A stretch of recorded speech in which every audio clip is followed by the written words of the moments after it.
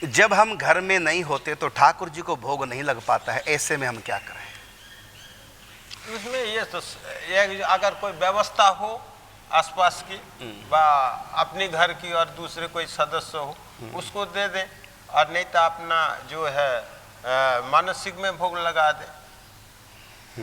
ठीक।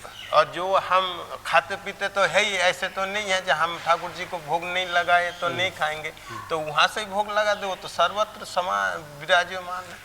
बड़ा सुंदर महाराज जी ने उत्तर दिया कि आप ड्यूटी चले गए, ठाकुर जी घर में, ऐसी स्थिति में क्या करें? तो मानसिक भोग लगाएं।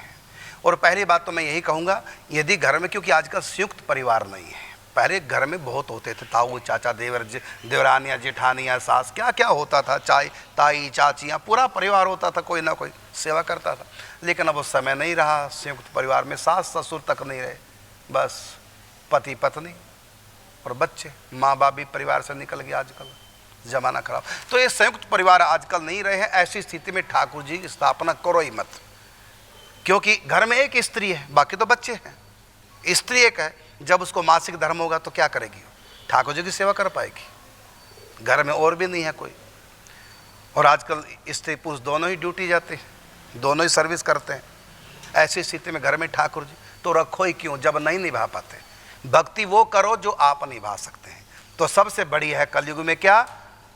नाम जाप करो, और घर में चित्र पूजा करो, स्वरूप की पूजा करो, माने विग्रह की नहीं।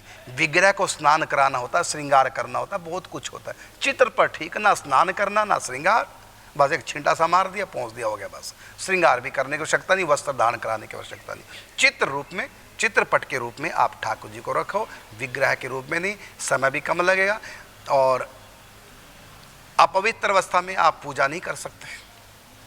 कैसे करें? बस घर में मंदिर तो बना लो, ठीक है, बनाना ही चाहिए, घर की रौनक है, फिर घर के स्वामी भी है, वो बना रखनी चाहिए, लेकिन आप ज़्यादा नहीं कर पाएंगे, इसलिए ठाकुर जी रखो ही मत। घर में सेवा उतनी रखो जितनी निभा सके। तो ऐसी स्थिति में कल्याण कैसे होगा? तो कल्याण होगा नाम जप से। कलयुग केवल नाम आधारा। और फिर हम पूजा करना चाहते हैं, फिर मानसिक करो, आसान है। जहाँ तुम वहीं तुम्हारे मानस ठाकुर जी हैं।